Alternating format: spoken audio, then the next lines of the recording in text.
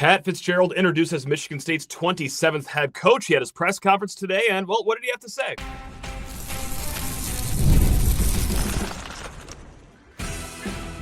You are Locked On Spartans, your daily podcast on the Michigan State Spartans, part of the Locked On Podcast Network, your team every day. Today's episode of Locked On Spartans is brought to you by FanDuel. Right now, new customers can bet just $5, and if your bet wins, you will get $300 in bonus bets to use across the app. Download the app today. Spartan friends, Spartan family, Locked On Spartans listeners, how on earth are we all doing in the middle of the day on Tuesday on a very joyous Pat Fitzgerald birthday? That's right, now a fan-base-wide holiday right here in East Lansing. But guys, thanks a lot for making Locked On Spartans part of your daily routine right here on the number one ranked Locked On Podcast Network. Please rate, review, subscribe, comment below your biggest takeaway from today's press conference right there in Breslin Center, introducing the one, the only Pat Fitzgerald as the next coach of Michigan State. And hey, my first takeaway immediately is, okay, the man's got a vision. He's aligned with Jay Batt. He played all the hits today. And hey, you know what? You can never lose a press conference, right? Unless, unfortunately, you're Deshaun Foster at UCLA during Big Ten Media Days. But almost every coach aces an intro press conference. And Pat Fitzgerald, no different than the rest of them. He was playing the hits, guys. He thanked Tom Izzo. He thanked Mark D'Antonio. He even actually dropped that he had a phone call with Jonathan Smith, who he called a great friend of his, saying that, quote, "I know how he feels," said he's going to offer whatever help he can during the transition, not just to him, but also support staff as well. And he also got teary-eyed, thanking his family, and because it's a big moment on his birthday nonetheless. But hey, you know what? It's also the last 3 years that he's kind of been in limbo away from the game, and he did talk about that. We'll get to all the hits in a little bit here. But he dropped a banger. Like towards the end of his introduction, before he took media questions, he said, quote, "Toughness was born here with Michigan State football." Which personally, I would have let off with that one. I thought that was a great line from Fitz, but he also gave a nod to the Michigan game. He was very heavy with, hey, we're going to coach these guys and develop these guys both on and off the field. And they also want to, quote, "be the best player development program in the nation." Talked about the choices that they make every day come down to two things: attitude and investment. We want to walk with smiles on our faces, swagger to our walk. They want confidence. They want happiness. And they want to play, above all, smart, tough, and disciplined football. Now, it's all great to say it. Believe me, hey, I'm fired up. I'm ready to run through a wall. But we got to see this happen starting next September, ideally. Maybe even go into October, and my God, maybe still be, geez, don't want to get ahead of myself here.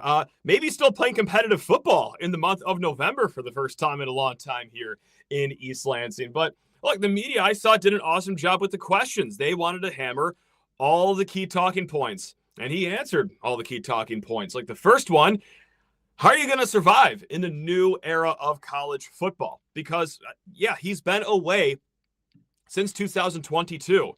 A lifetime in the world of college football has happened between now and then. And look, he said that, yes, he has the plan. He's got the vision. He talked about that College Game Day podcast he did with Reese Davis not too long ago. That's kind of been circulating the website. But he also said, and this one I actually liked hearing. And again, you got to actually see it for it to work out.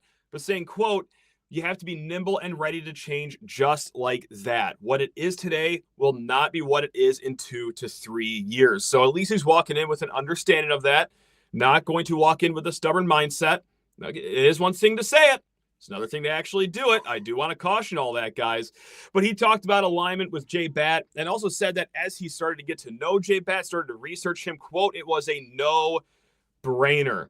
And this is actually a lot more important than maybe you would think with coaches and select directors, is that they've got to be in lockstep for this to even have a chance of working moving forward here. So it's nice to see that these guys obviously have a plan for one another, that they're both aligned in. And that's probably, if not definitely, the reason why this was all done behind closed doors. This was all done in a very silenced way for Jay Batt and company, which, by the way, I mean, it was asked to Jay Batt, how long has this been going on for?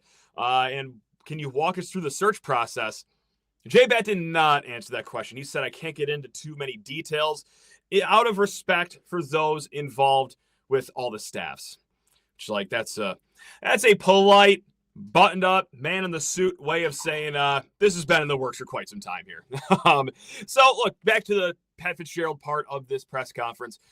He did talk about resources. Like Michigan State, he trusts will provide the resources here. And he was asked about that. Like, what do you need as far as resources? What are you getting at? What would you also like to add to the resources that aren't here at Michigan State?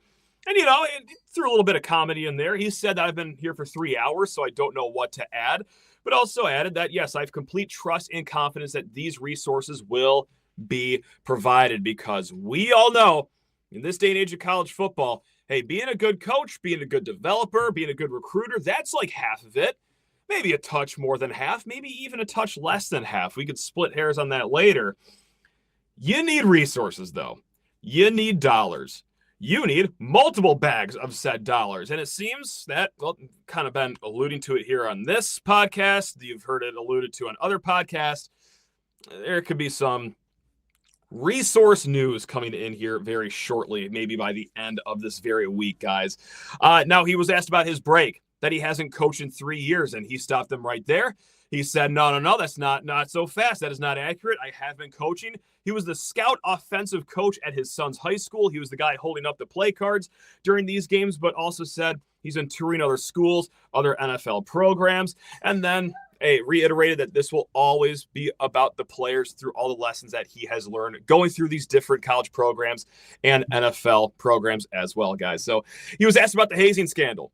Kind of the reason that he was ushered out of Northwestern. And the guy that asked the question, I'm sorry I didn't get their name. I apologize. I could have done a better job taking notes. But he also said, like, you were exonerated at Northwestern, which is kind of what we've been echoing on this show. And also, you know, what a lot of people have been saying when they talk about the Pat Fitzgerald saga in the last few years, because he did settle with Northwestern. Northwestern did come out with a statement that pretty much did exonerate him. So he went through all that in a very cordial way, but also said that we're going to have team meetings for zero tolerance. And he did acknowledge that it all does fall on him in the end as a head coach. So not pawning off blame for anyone else, not doing a woe was me act, but it's pretty straightforward. We're going to be all about the business here in regards to hazing and, well, anything else that could have a zero tolerance policy attached to it. Now, he was asked about his staff, of which he has not hired anyone, at least public knowledge of right now. And, you know, he was so heavy with the on the field and off the field development in the classroom, in the community, just as men, you know, which is good. You don't want scumbags running around your program, right? But the first thing he said is, hey, are they good husbands? Are they good fathers? And also, can they teach football and have teaching acumen? Now, he did say this interesting nugget here, is that if this was all done 3 or 4 weeks ago, and him being hired is what he means by that, that maybe he prioritizes the staff first and then the recruiting second, because all that it has been the last 24 hours is him just trying to keep this class that signs on signing day tomorrow mostly intact. But if this happened 3 or 4 weeks ago, yeah, maybe he does bring along some staff first, worry about keeping this class attached second. Which brings me to I'm going off script here. We're going to go away from the press conference and just go into my brain and probably your brain too. Then why wasn't this done 3 or 4 weeks ago? Because it seemed pretty clear that it was Fitzgerald the entire time. It wasn't like a situation of, oh, we want to see how Jonathan Smith does against Penn State and how he does against Iowa and Minnesota. I think regardless of what happened in those games, we were making a change here at coach. So why didn't you just cut bait with him a few weeks ago? It would have been the same settlement money. You get Pat Fitzgerald in here earlier, get him building the staff sooner. But I digress. I don't want to be a little sourpuss on such a joyous celebratory day, especially on a birthday of our new head coach. Excuse me for just going off on a tangent there. But yeah, I thought that was interesting. So, look, we'll see. Guys, we're going to talk about recruiting here for a little bit. We're going to talk about Jay Batt here for a little bit, what he had to say. But first, guys, I do want to talk your ear off about FanDuel Sportsbook, America's #1 sportsbook, because, yes, guys, NFL Sundays, they're moving fast in the season, at least the regular season, coming to an end here. And one big play, and suddenly everything just feels different on all of these Sundays, right, guys? That's what makes live betting with FanDuel so exciting. You're not just watching the game, you are reacting to it in real time. And with FanDuel, you can place bets as the action unfolds, every drive, every momentum swing, every highlight moment. Live betting is the best when the game starts to shift. Like, hey, you notice the receiver or running back starting to get hot, the defense starting to tighten up a little bit. Or how about just momentum, changing, turnover? Go ahead, get on all the action with their live spreads, their money lines that always adjust instantly, and also the player props that go on during the games too. So if you want to be right in the middle of all the action this season, visit FanDuel.com and place your NFL live bets all season long. It's FanDuel. The game moves fast, and so can you. All right, let's kind of pick up where we left off here, talking about recruiting, because he was asked, hey, bro, you got signing day tomorrow, man. And the person who asked that asked it in a much more eloquent way than I just did. But yeah, Pat Fitzgerald, you know what? A lot of quick quips here. I did like this about him today. He said, quote, "My voice is raspy for a reason." He talked about how many FaceTimes that he did to players' families yesterday, and said that he stopped these calls at about 11:30 p.m. last night, as he probably finally realized that, okay, it's a little too late to be calling these kids and their families. But said he talked about just about half, if not a little over half the guys, to try to keep this class intact for tomorrow's signing day.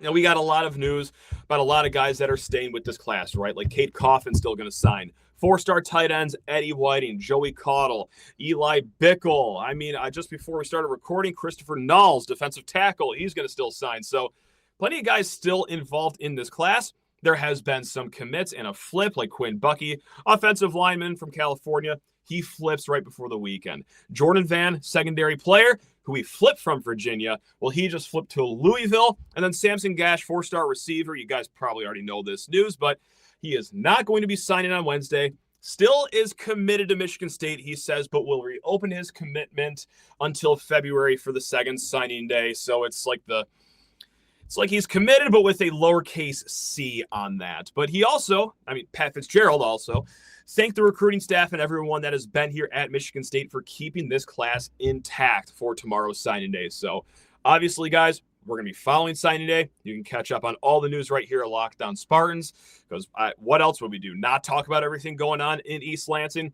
Anyway, guys, just want to end it with this. Jay Batt, he did talk. He kicked this whole thing off, reiterated that a top 10 athletic department in the nation is the dream and the goal and the expectation for Michigan State, just like what he said 7 months ago at his introductory press conference.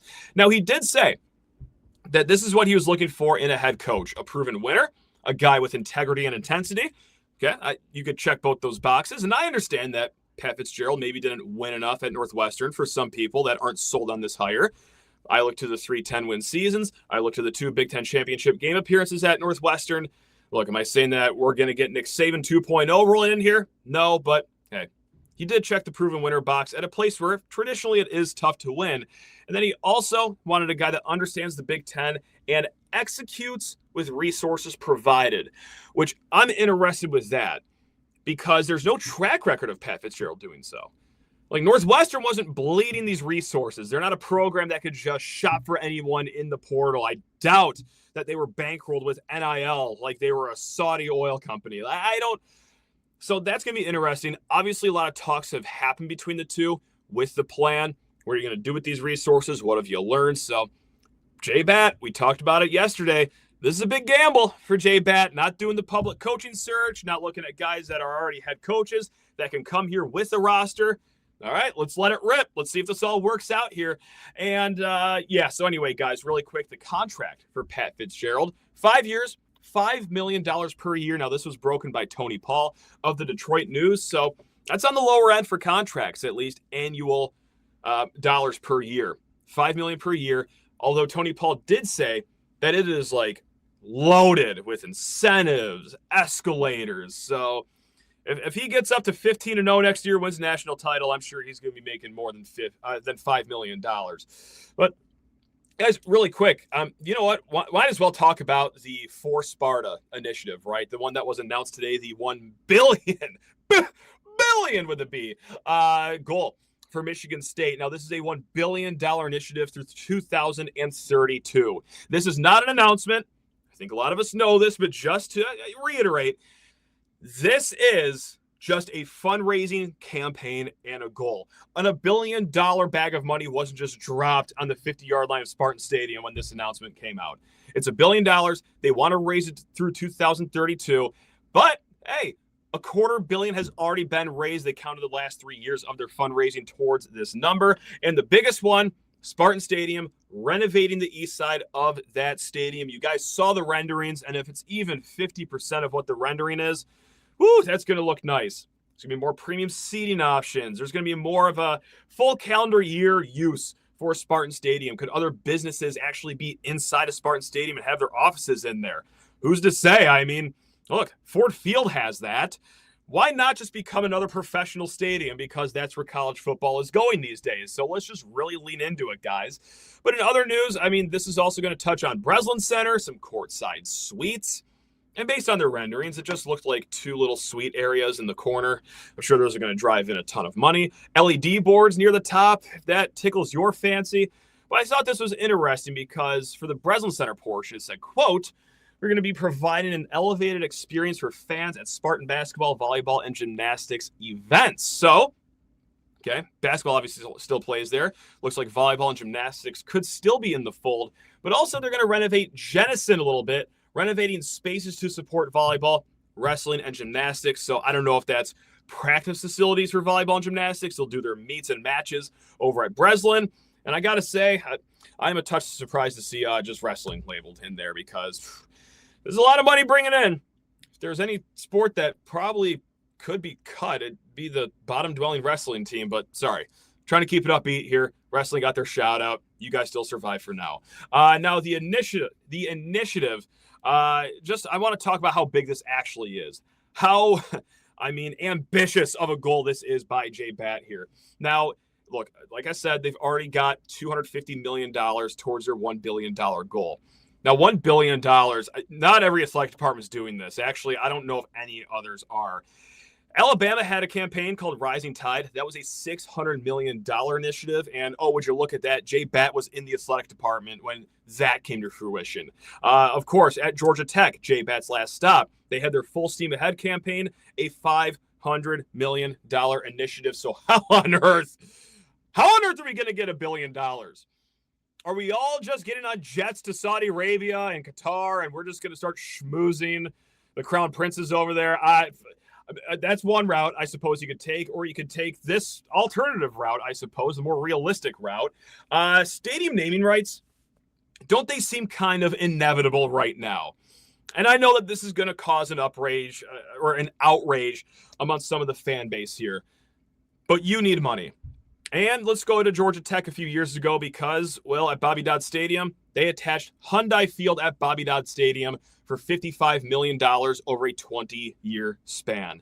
Now, outside of that, like Indiana, for example, Merchants Bank Field at Memorial Stadium, that was a $50 million deal done over 20 years. Illinois, this is kind of a different way to go about it. And I hope I'm saying this guy's name right.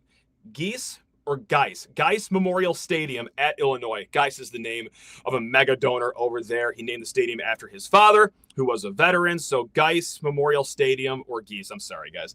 But this one came in at $100 million for those naming rights with no timetable, though. So this isn't like a deal that expires after 20 years. So I don't know what route Michigan State's going to go in. I don't know if like $55 million over 20 years is the goal. They're going to try to go more than that. But this is a way that you get closer to that $1 billion mark. Jersey patches could very well be in the future for Michigan State and every other college program. Now, the proposal that's going to be voted on in January, up to 2 logos on a jersey plus 1 additional logo on sport equipment. So a big old, a big old Rick's logo right on the back of a Michigan State football helmet, or perhaps a Dublin logo on a hockey helmet. You guys get my point here. So jersey patches could very well be in the mix. And again, that's going to be voted on in the NCAA in January. Also premium seating, guys. So, or if you guys hit the Powerball, call Jay Batt right now. That'll help you get towards that $1 billion goal here. Just one thing I ask, do not get rid of those troughs inside of Spartan Stadium. We cannot have things looking too nice. I need a little bit of an edge in that stadium. I want people feeling like somewhat that they are in prison and that they want to get riled up and that they want to start screaming their heads off at players on a field on third down. So that's all I ask. Don't make this too cushy. Come on, man. hey, clean up the rust, make the east side look a little better, but let's still have like a stoic looking feel inside those walls of Spartan Stadium. I'm only like 30% kidding on that. All right, guys. Hey, we're going to be back tonight. We're going to talk more about the press conference, this initiative, and of course the basketball game with friend of the program, Graham Nelson, on tonight's show. But guys, until then, take care of yourselves. Love you all. Go Green.